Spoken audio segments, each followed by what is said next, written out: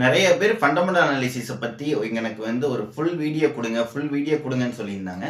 அதனால எனக்கு தெரிஞ்சபடி நான் ஒரு ஃபண்டமெண்டல் அனாலிசிஸ்க்கு ஒரு பிபிடி கிரியேட் பண்ணியிருக்கேன். இந்த பிபிடிய இப்ப நம்ம பார்க்கலாம். ஃபர்ஸ்ட் பார்த்தீங்கன்னா, why fundamental analysis is important.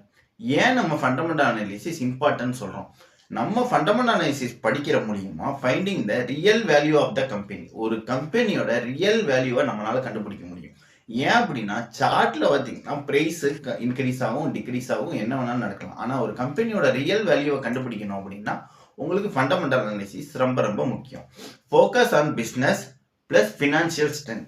நம்ம ஒரு பிஸ்னஸையும் அவங்களோட ஃபினான்ஸையும் நம்ம ஃபோக்கஸ் பண்ணுறதுனால இந்த ஃபண்டமெண்டல் அனாலிசிஸ் நமக்கு யூஸ் ஆகும்.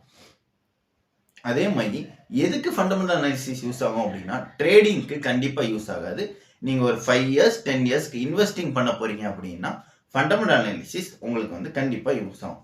Strong business not cheap price. நம்ம ஒரு நல்ல கம்பெனியை தான் பை பண்ண போகிறோமே தவிர ஒரு ஸ்டாக்கு கம்மியான விலைக்கு வந்துருச்சுங்கிறத பை பண்ண போகிறது கிடையாது.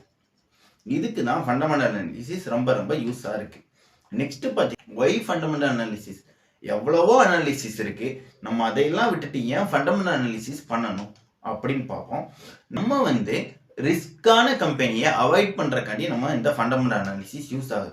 ஃபார் எக்ஸாம்பிள் எஸ் பேங்க்லாம் பார்த்தீங்க அப்படின்னா அவங்க 200 ரூபா 300 ரூபாய்க்கு ட்ரேட் ஆகிட்டு இருந்த ஸ்டாக்கு 10 ரூபா 20 ரூபாய்க்கு வந்துருச்சு. அந்த மாதிரி ரிஸ்கான கம்பெனியை அவாய்ட் பண்றதுக்கு இந்த ஃபண்டமெண்டல் யூஸ் ஆகுது. ஐடென்டிஃபை லாங் டேர்ம்ல வின்னர்ஸ்.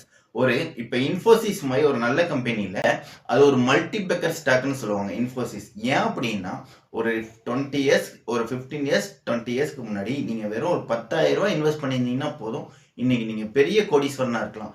அந்த மாதிரி ஒரு லாங் டேர்ம்ல எந்த கம்பெனி வின் ஆக போகுது அப்படிங்கிறத கண்டுபிடிக்கிறதுக்கு நமக்கு இந்த ஃபண்டமெண்டல் அனாலிசிஸ் யூஸ் ஆகும். நெக்ஸ்ட் பார்த்தீங்கன்னா இன்வெஸ்ட் வித் கான்ஃபிடென்ட். நீங்க இந்த ஃபண்டமெண்டல் அனாலிசிஸ் பண்றதுனால ஒரு ஸ்டாக்ல இன்வெஸ்ட் பண்ணிட்டு நிம்மதியா நீங்க இருக்க முடியும். நைட்டு நிம்மதியா தூங்க முடியும். ஃபியூச்சர்ல அந்த ஸ்டாக் ஏறுங்கிற ஒரு நம்பிக்கை உங்களுக்குள்ள வரும். அதுக்கு தான் இந்த ஃபண்டமெண்டல் அனாலிசிஸ் யூஸ் ஆகுது. லெஸ் ஸ்ட்ரெஸ் மோர் கிளாரிட்டி. இந்த ஃபண்டமெண்டல் அனாலிசிஸ் ஸ்ட்ரெஸ் லெவல் பார்த்தீங்கன்னா கம்மியாகும். ஏறுமா இறங்குமாங்கிற பயம் இருக்காது. அதுக்கு தான் இந்த ஃபண்டமெண்டல் அனாலிசிஸ் ரொம்ப ரொம்ப யூஸ்ஃபுல்லா இருக்கு. நெக்ஸ்ட் பார்த்தீங்கன்னா 5 pillars of fundamental analysis. Fundamental அனாலிசிஸ்ல ரொம்ப ரொம்ப முக்கியமான 5 விஷயம் என்ன அப்படின்னா ஃபர்ஸ்ட் பார்த்தீங்கன்னா பிஸ்னஸ் அண்டர்ஸ்டாண்டிங், செகண்ட் பார்த்தீங்க அப்படின்னா ஃபினான்ஷியல் ஸ்டேட்மெண்ட்ஸ், தேர்டு அப்படின்னா key ratio and growth check, அடுத்து பார்த்தீங்கன்னா மேனேஜ்மெண்ட் குவாலிட்டி. இதை பற்றி நம்ம ஒன்று ப்ரீஃபாக பார்க்கலாம். First business understanding. நீங்கள் ஒரு கம்பெனியில் இன்வெஸ்ட் பண்ணுறதுக்கு முன்னாடி உங்களுக்குள்ளேயே ஒரு கொஸ்டினை மட்டும் கேட்டுக்கோங்க. வாட் டு தி கம்பெனி செல்? அந்த கம்பெனி என்னத்தை செல் பண்ணுறாங்க? ஃபார் எக்ஸாம்பிளுக்கு ஐடிசின்னு எடுத்துக்கிட்டிங்கன்னா அவங்க சிகரெட் செல் பண்ணுறாங்க. அப்புறம் எஃப்எம்சிஜி ப்ராடக்ட்டை செல் பண்ணுறாங்க. எக்ஸாம்பிளுக்கு ஆசீர்வாத் கோதுமை மாவு, சன்ஃபிஷ் பிஸ்கட்டு, அந்த மாதிரி நிறைய ப்ராடக்ட்ஸை அவங்க இது பண்ணுறாங்க. அதுக்கப்புறம் செகண்ட் கொஸ்டின் என்ன கேட்டுக்கணும் அப்படின்னா டிமாண்ட் ஆர் நாட். அவங்களோட கம்பெனிக்கு டிமாண்ட் இருக்கா இல்லையா அப்படிங்கிறத உங்களுக்குள்ளேயே நீங்க கேட்டுக்கோங்க. அதுக்கடுத்து பார்த்தீங்கன்னா அந்த கம்பெனி மோனோபோலியா இல்லை நார்மல் கம்பெனியா அப்படின்னு பார்த்துக்கோங்க. மோனோபோலி அப்படின்னா அந்த கம்பெனி மட்டும்தான் அந்த விஷயத்த செய்ய முடியும், மற்ற கம்பெனினால ஈஸியாக அந்த விஷயத்த செய்ய முடியாதுங்கிறது தான் மோனோபோலி அப்படின்னு சொல்லுவாங்க. கேட்டுட்டு இதில் நீங்கள் இன்வெஸ்ட் பண்ணுற கம்பெனியை பற்றி உங்களுக்கு தெரிஞ்சால் மட்டும் நீங்கள் இன்வெஸ்ட் பண்ணுங்க. இல்லாட்டி பிரைஸ் ஏறுது அந்த மாதிரி விஷயத்துக்காண்டி தயவு செய்து இன்வெஸ்ட் பண்ணிடாதீங்க. செகண்ட் பார்த்தீங்கன்னா ஃபினான்ஷியல் ஸ்டேட்மெண்ட். நம்ம ஒரு ஃபண்டமெண்டல் அனாலிசிஸ் பண்ணுறதுக்கு முன்னாடி 3 இம்பார்ட்டன்ட் ஸ்டேட்மெண்ட்டை நம்ம பார்க்கணும். ஃபர்ஸ்ட் என்னன்னா இன்கம் ஸ்டேட்மெண்ட். அவங்களோட கம்பெனியோட ப்ராஃபிட் எப்படி இருக்கு அப்படிங்கிறத நம்ம கண்டிப்பாக பார்க்கணும். செகண்ட் பார்த்தீங்கன்னா பேலன்ஸ் ஷீட். பேலன்ஸ் ஷீட் எப்படி இருக்கு அப்படிங்கிறத பார்க்கணும். தேர்டு பார்த்தீங்க அப்படின்னா கேஷ் ஃப்ளோ. அந்த கம்பெனிக்கு கேஷ் ஃப்ளோ இருக்கா, ரியல் மணி கையில் வச்சிருக்காங்களா அப்படிங்கிறத பார்க்கணும். ஏன் அப்படின்னா ஒரு கம்பெனி கேஷ் இல்லாமல் இருந்து கேஷ் ஃப்ளோ இல்லை அப்படின்னா அது ஃபியூச்சரில் டேஞ்சர் ஆகிறதுக்கு வாய்ப்பு நிறைய இருக்கு. அதனால நம்ம ஃபினான்ஷியல் ஸ்டேட்மெண்ட்ல இதை 3ஐயும் நம்ம பார்க்கணும். நெக்ஸ்ட் பார்த்தீங்கன்னா கீ ரேஷியோஸ். நம்ம ஃபண்டமெண்டல் அனாலிசிஸ்ல என்னென்னலாம் முக்கியமான ரேஷியோஸ் பார்க்கணும் அப்படின்னா இபிஎஸ் ஏர்னிங் பர் ஷேர்னு சொல்லுவாங்க.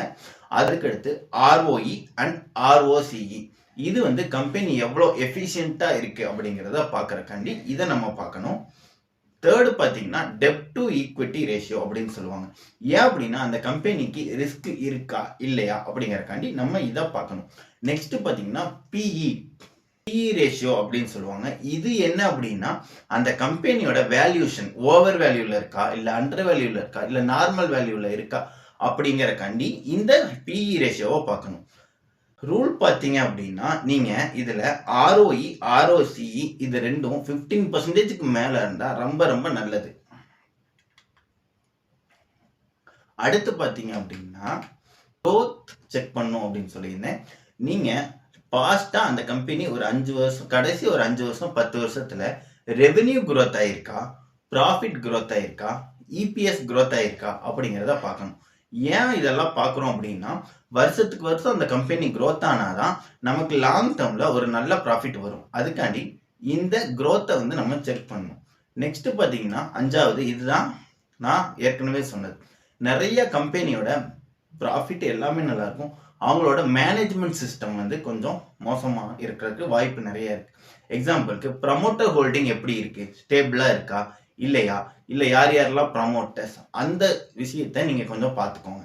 அதுக்கப்புறம் பார்த்தீங்கன்னா குட் கோஆபரேட் கவர்னன்ஸ், அந்த கம்பெனியில ஒரு ஒரு நல்ல ஒத்துமை இருக்கா உள்ள வேலை செய்யறவங்களுக்குலாம் அப்படிங்கிறத பார்த்துக்கோங்க. எக்ஸாம்பிளுக்கு இந்த ஒரு கம்பெனியை பத்தி அடிக்கடி ஒரு பேட் நியூஸ் வந்துச்சு அப்படின்னா அந்த மாதிரி கம்பெனியில நீங்க இன்வெஸ்ட் பண்ணாதீங்க. ஏன் அப்படின்னா சில டைம் அந்த பேட் நியூஸ் திருப்பி மார்க்கெட் ரெக்கவரி ஆகும், சில டைம் அந்த பேட் நியூஸ் அந்த கம்பெனியை ஒண்ணுமே இல்லாம விஷயத்த நீங்க நல்லா கத்துக்கிட்டீங்க அப்படின்னா போதும், நீங்க ஃபண்டமெண்டல் அனாலிசிஸ்ல ஒரு கிங் ஆயிருவீங்க. இதை பத்தி நீ இன்னும் டீட்டெயிலா தெரிஞ்சுக்கணும் அப்படின்னா நம்ம வீடியோவை சப்ஸ்கிரைப் பண்ணிக்கோங்க. இஷ்டப்பட்டு நான் மேக் பண்ண இந்த வீடியோக்கு ஒரு லைக் மட்டும் பண்ணிக்கோங்க. தேங்க்யூ.